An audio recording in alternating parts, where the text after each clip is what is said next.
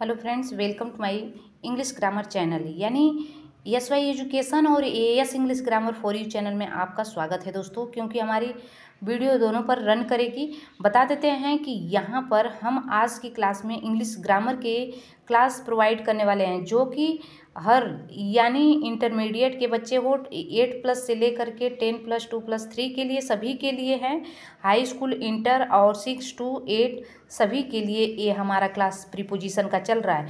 लेकिन और विशेष करके UP TET C TET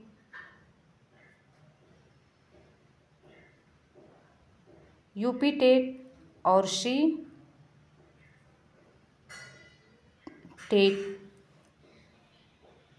PGT TGT KVS हर चीज़ के लिए हम ये इंग्लिश की क्लास चला रहे हैं। तो आई होप ज़रूर आपको आसानी से समझ में आएगा। इस तरह का एक बार आप क्लास देखते हो तो भूलेगा नहीं। तो सबसे पहले हम इंग्लिश ग्रामर की क्लास लेते हैं, तो आपको पता होना चाहिए कि मतलब what is English grammar definition and kinds of English grammar. तो English grammar is a science that teach us how to read, write and speak correctly called English grammar. And there are 5 types of English grammar: orthography, etymology, syntax, prosody, punctuation. तो उन्हीं पांचों टाइपों में से preposition आता है, जिसके बारे में हम पढ़ा रहे हैं। आपको बेसिक से भी चीज़ें आपको बताने की कोशिश करते हैं दस वीडियो में, जैसे कि आप इंग्लिश कैसे पढ़ना सीखोगे, बोलना कैसे सीखोगे, how can very easily fluently speaking English. But absolutely guys, today my topic preposition use. बहुत सारे प्रीपोजिशन पे वीडियो बन चुकी है, एक भी प्रीपोजिशन छूटने वाले नहीं हैं। यदि आप नहीं देखें, जाके बैक होके सारी वीडियो देख सकते हैं। अब यहाँ पे हम आपको लेकर के आए हैं योगो और बैक, बिफोर एर्लियर। ठीक है, सबके मीन्स दोस्तों यहाँ पे होता क्या है, सबके मीन्स होता है हिंदी इसका पहले। तो प्रेजेंट के इस वक्त, पल से पहले, time period and count back from the present. तो एगो और बैक एर्लियर का प्रयोग किया जाता है। तो चलिए हम सेंटेंस को फॉर एग्जाम्पल के रूप में आपको एक्सप्लेन करके देखने की कोशिश करते हैं।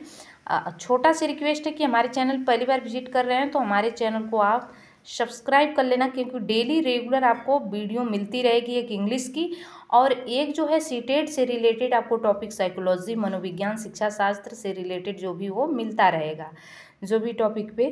तो अब यहाँ पे देखेंगे हमारा एग्जाम्पल पहला क्या कह रहा है कि मैं राकेश से 2 दिन पहले मिला। यहाँ पे अर्लियर की बात की जा रही है, ठीक, पहले की बात कर रही है, पल से पहले।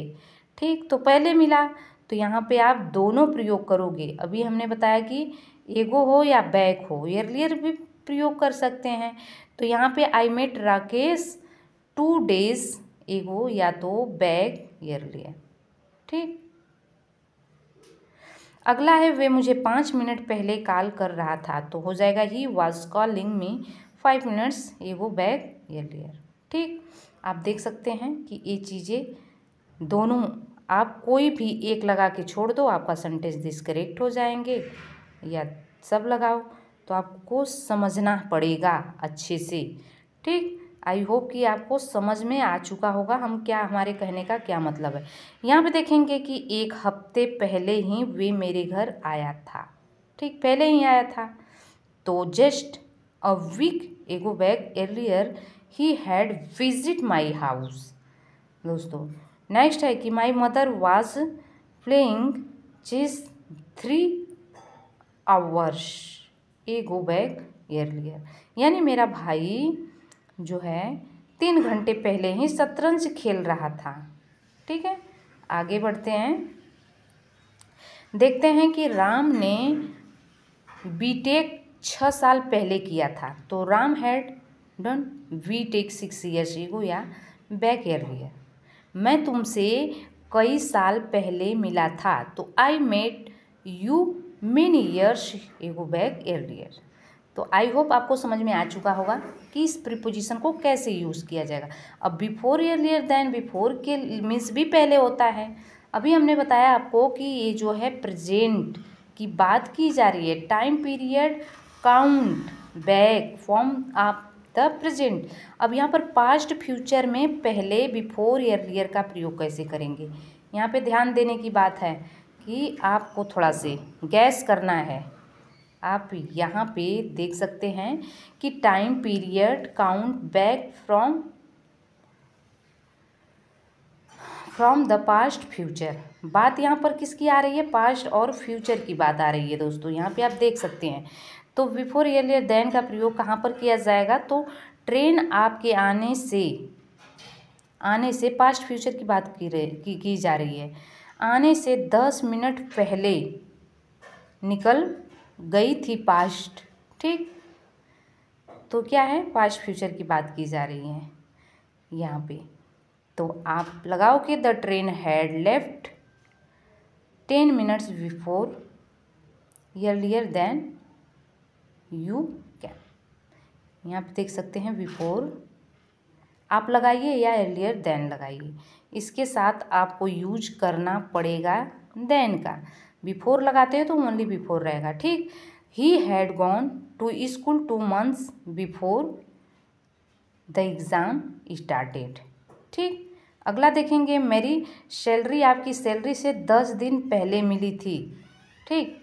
तो यहाँ पर हम कह रहे हैं कि आपका एक सेंटेंस किस में फ्यूचर में रहेगा, दूसरा सेंटेंस आपको प्रतीत किस में होगा कि मिलेगी, सॉरी यहाँ पे पूरे सेंटेंस किस में, फ्यूचर में ही है। तो my salary will be paid, ठीक है, 10 days बिफोर ईयर्स। नहाने जाने से ठीक 1 मिनट पहले ही मैंने उससे बात की थी। तो I had spoken with him just a minutes before I went to take a bath. मैं एक्सपेक्टेड तारीख से पहले होमवर्क पूरा कर लूँगा। गागीगे will I will complete the homework before the expected date. अगला है कि वे अगले महीने ही 20 तारीख से पहले मुझसे एक बार फिर मिलेगा। I will meet once again before 20 on the next month. I hope in this clear हो चुका होगा कि आपको पता है कि प्रेजेंट टेंस में जो यूज़ किया जा रहा था, आपको हमने बताया कि इससे पहले यूज़ हमने किसका किया, बैक और अर्लियर एगो का किया, जो प्रेजेंट वक्त पहले मतलब राकेश से 2 दिन पहले ही मिला था, ठीक। तो यहाँ पर किया गया। और यहाँ पर जो है पास्ट फ्यूचर में बात बिफोर अर्लियर देन का प्रयोग हमने बताया, वो दोनों भी क्लियर हो चुके होंगे। नोट्स में बता दें कि यह बात यदि याद रखिए कि एगो बैक अर्लियर ए तीनों ही प्रीपोजिशन नहीं बल्कि एक एडवर्ब्स हैं, क्योंकि ये तीनों जो है किसी भी वाक्य में क्रिया के बारे में कुछ अतिरिक्त सूचना देने के जो है सूचना देने के काम करते हैं। लेकिन इस बात को समझने के लिए पहले के लिए कब क्या प्रयोग करना है, इन तीनों का जिक्र करना भी बहुत ही ज़रूरी माना जाता है। तो आपको मानना ही पड़ेगा।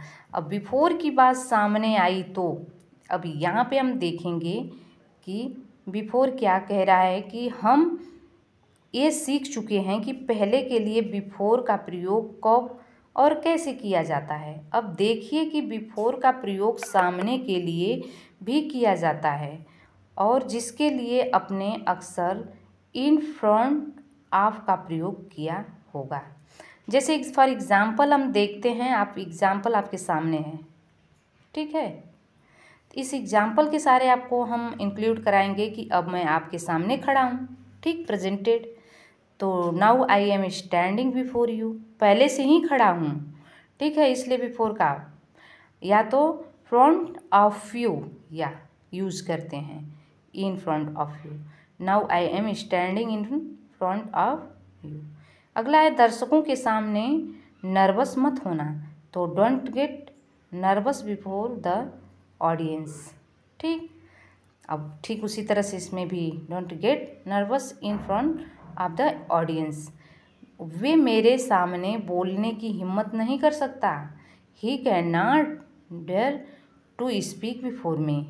ठीक, अगला है, अब इसमें आप जो है इन फ्रंट भी लगा सकते हैं। गरिमा अपनी माँ के सामने बैठी थी, तो सामने बैठी थी यहाँ पे। Garima was sitting before her mother. Garima was sitting on front, ठीक आमने सामने, फ्रंट ऑफ हर मदर्स। दोस्तों आज की क्लास में हमने आपको बताया 2 चीज़, बहुत ही अच्छे से समझ में आया होगा। बिफोर के बारे में हमने बताया, यहाँ पे 4 चीज़ों को क्लियर किया। उम्मीद करते हैं कि आपको अच्छे से समझ में आया होगा। कमेंट करके ज़रूर बताना, क्योंकि कमेंट के बाद हमें थोड़ा से मोटिवेट होते हैं। लगातार वीडियो में बने रहने के लिए आपको तहे दिल से शुक्रिया अदा करते हैं। Thanks for watching, God bless you.